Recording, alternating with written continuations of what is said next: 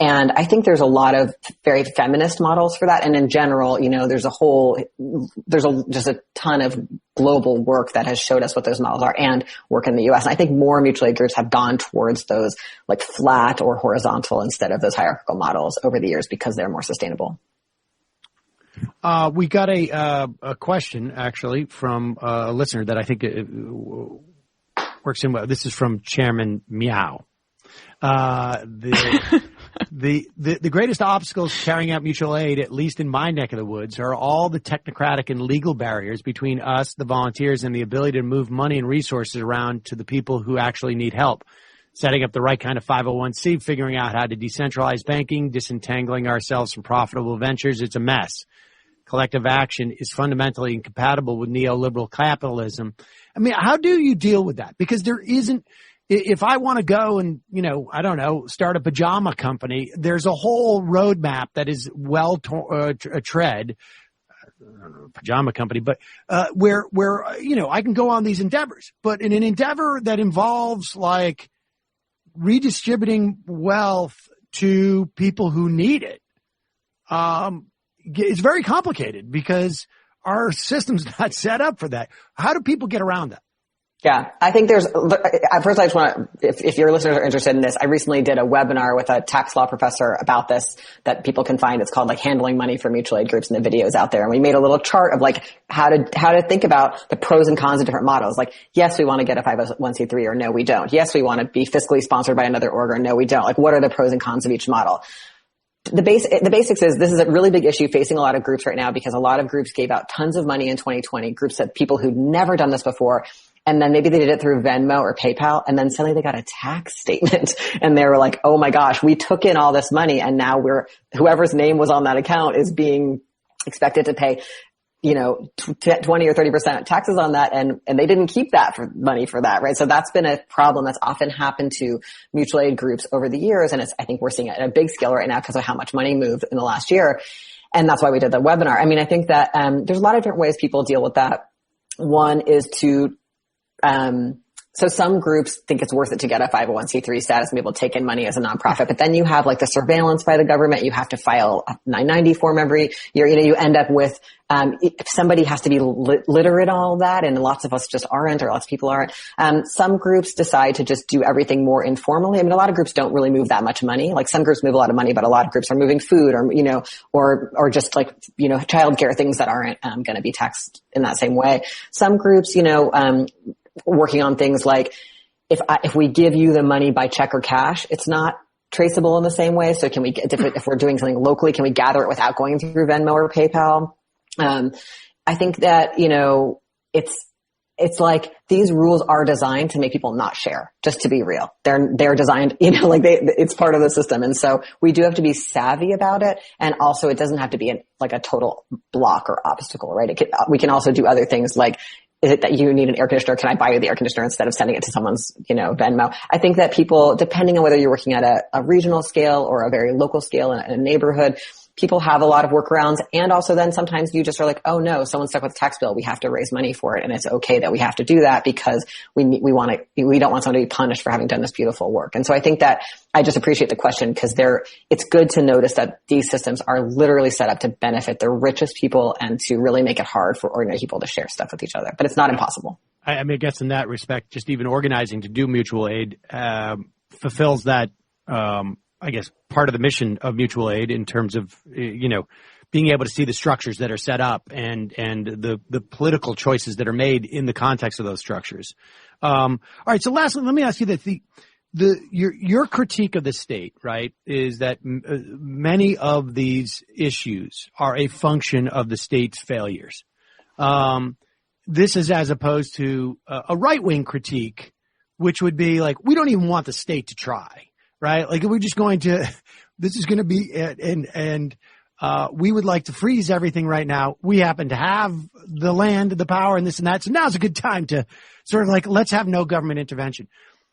How much of this, so what does, I guess maybe this is a two-part question, but one is, where does like is reform of the government response to these things part of this programmatically, or is that like part of the journey to get to another place.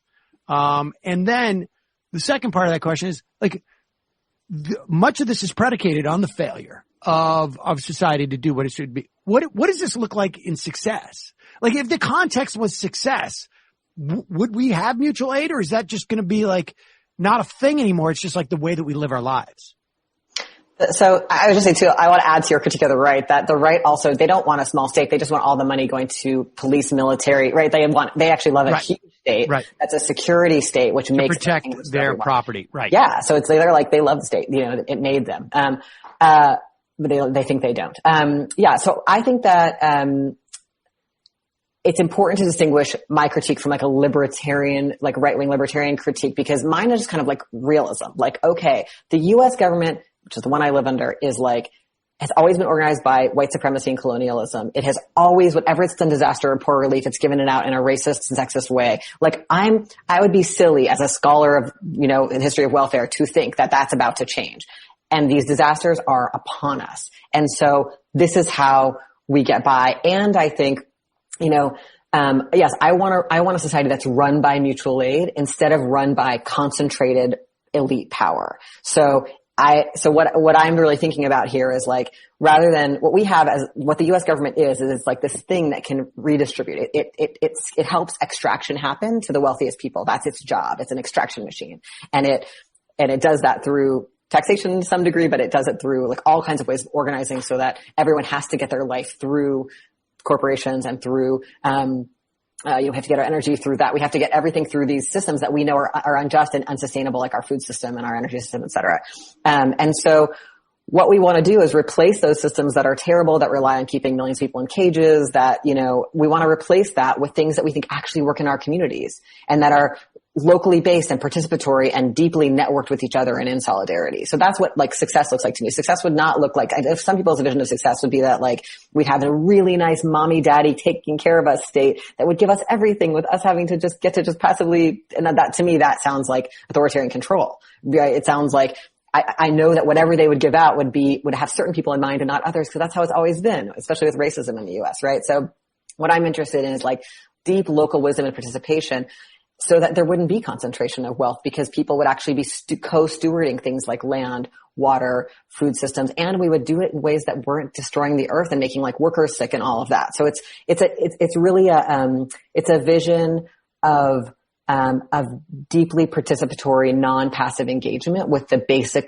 things that meet our survival needs. And it feels essential on an ecological level. And also it's about people actually having collective control over their lives, over which people have not had in particular communities of color and Native communities in the U.S. It's a little bit abstract, but I think what I'm trying to say is like, for me, this is about a realism around the limits of our state form and what kind of white supremacist state the U.S. is and how it's been about extraction. And so just stopping like, and along the way, we get concessions, right? The other thing I'll say is like, when movements rise up, there are concessions from the state. We should celebrate those as indications that we built power and had some victory, but they're always insufficient, right? The PPP loans don't meet black businesses, right? Or we know the concessions of relief are always really insufficient. So we can say, great, there were concessions. That's a sign that we're building power. We're not going to go back to sleep now. We're going to keep building and actually try to build something that we think can be livable, which we're not at yet.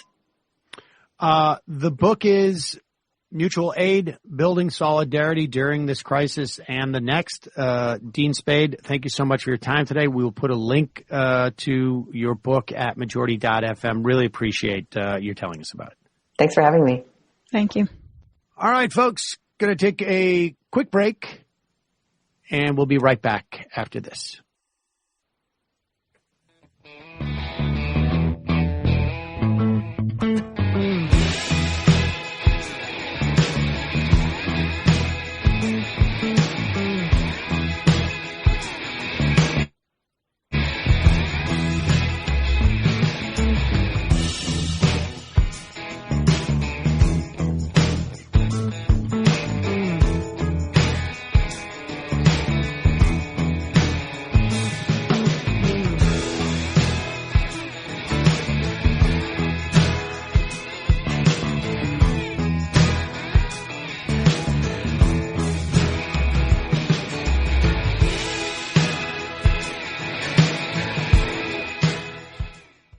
So there you have it. That book, incidentally, is both. There's a history of mutual aid in there. There's the theory, and a how-to. And I don't know.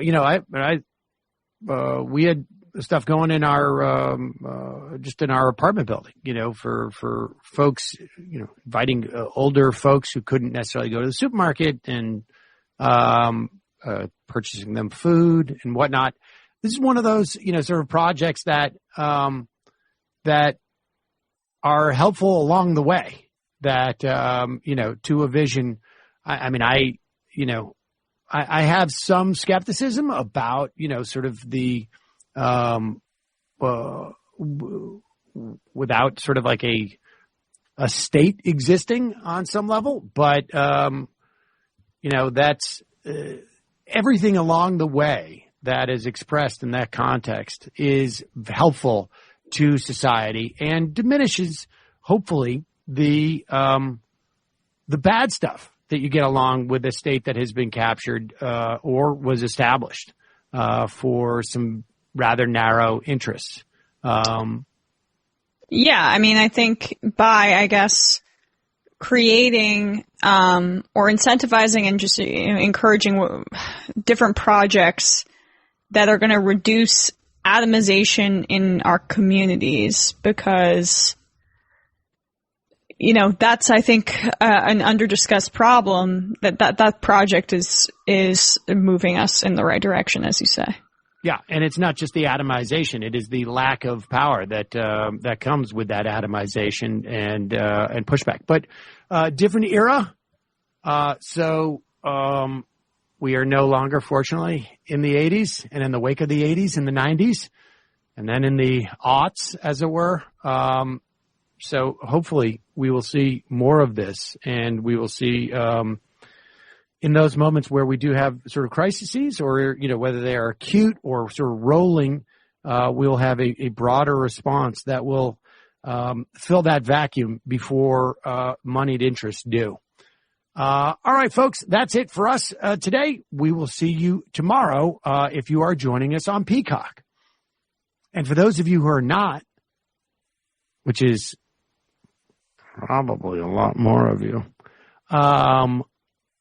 we're going to head into the fun half of the program. Joining us today on the show will be Nomiki Konst of the Nomiki Konst Show. She will be joining us. Just a reminder, it's your support that keeps this program going. You can become a member at jointhemajorityreport.com. Matt Lack. Yeah. Oh, wait, maybe we don't have Nomiki today. Is that possible? I hope she's okay. Well, Matt, why don't you tell us what's happening in the Matt Leckian universe? So tonight I will be with my Twitch stream. I went out last night celebrating my girlfriend getting accepted into nursing school. So I did not Twitch stream last night. But I will do it congratulations. Thank you. Wait. She didn't want to Twitch stream to celebrate that she got into nursing school? No, it turns out she'd rather go out on the town. I thought that was weird too, but That's weird. COVID's making everyone act in just all sorts of weird ways. So. Yeah. Did you, when she said, Matt, I want to go out on town, I don't want to watch you do a Twitch stream, did you say, like, I feel like I don't even know you anymore? Yeah, exactly. It's like, you haven't seen me play Rocket League in a while, so. Right. But we went bowling, actually, so it was fun. Anyway, no way. Yeah, it's great.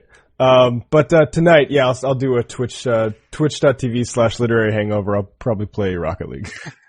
There are some good bowling places in Brooklyn.